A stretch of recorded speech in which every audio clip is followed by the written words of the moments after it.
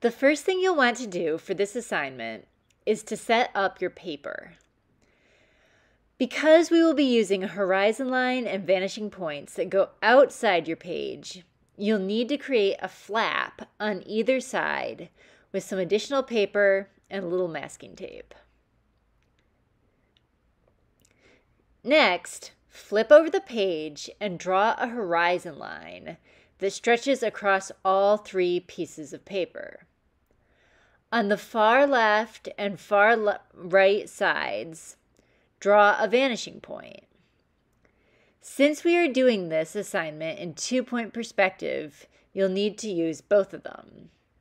And as you know, vanishing points are always on the horizon line. The next step is to decide where the front corner of your first building will be. You can put it in the middle of the page, but personally, I prefer to put it off to one side. Start with a vertical line for this corner and then use the vanishing points to draw the two sides of the building. Then add 2 more vertical lines to complete those sides. Remember the phrase I repeat all the time during class. Parallel lines always converge on the same vanishing point. This rule becomes especially important as you get to the trickier parts of the drawing. For example, perhaps you want to add a very tall building on the side of your first building. You might not be able to see the entire left side of that building, but you can see a little part of it. You know, though, that those lines on the left are parallel with all the other left sides of all of the other buildings, so you will still use the left vanishing point. Continue adding buildings until you have at least 4. You may also want to add a street or sidewalk in front of them. Remember that you can draw any place you like, real or imagined. I'm drawing a fairly basic city street since this is just an example, but I would love to see some of you draw a space station on the moon or a street in New York City or some other place you have been to in the past or would like to imagine in the future.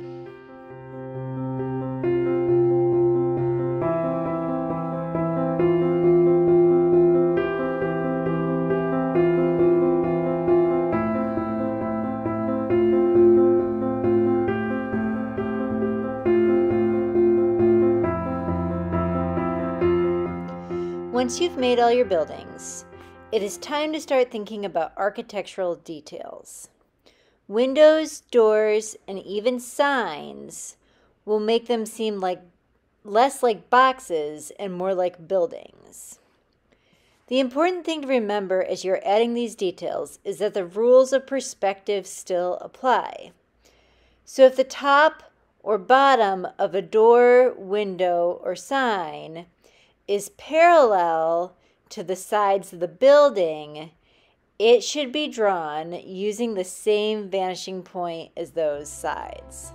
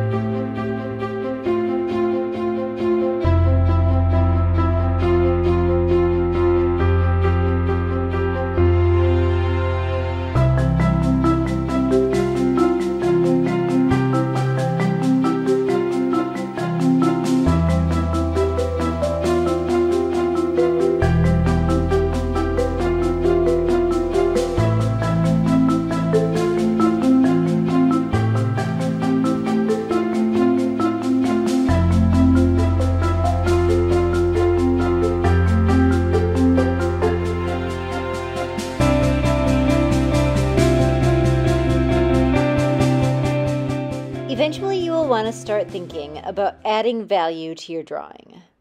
One thing that sometimes surprises people is that during the day, windows are actually very dark. This is true regardless of where the light is coming from. So you may just want to fill in your windows right away. Once you've done that, you can start thinking about where the light will be coming from in your scene.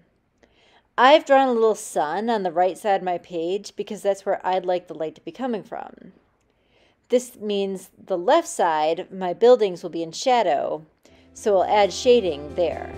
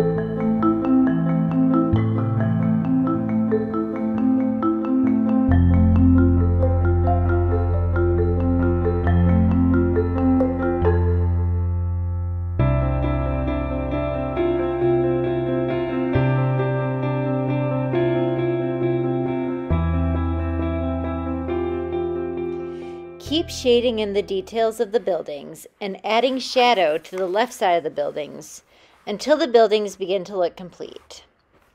You can also add some shading to the sidewalks or other details in the scene. At some point, however, you'll need to think about the shadow cast by the buildings. I like to make the edges of these shadows soft and fuzzy since it is difficult to calculate the exact shape of them. You do know, however, that they will be on the shadow side of the building, not the lit side. This is actually another one of the reasons why I like to draw the sun on my page so that I don't forget which direction the sun is coming from. If I can look at where the sun is coming from, it's easier for me to remember that on the opposite side, that's where my buildings will be casting shadow.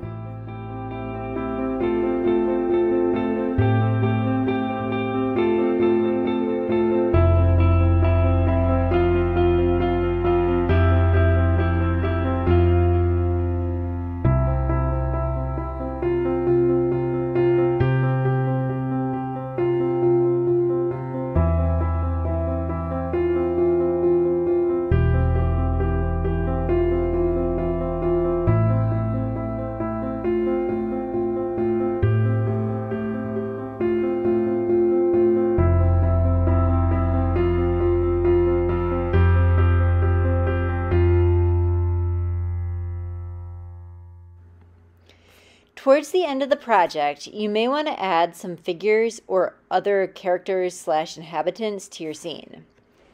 This gives the picture a bit of a soul and makes it more interesting.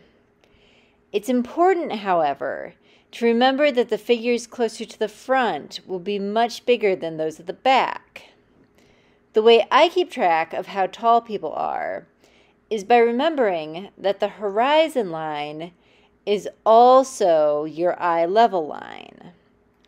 Assuming the people in the scene are about your height, their eyes will be on the horizon line. If you keep their eyes on the horizon line and their feet on the ground, they will always be the right height.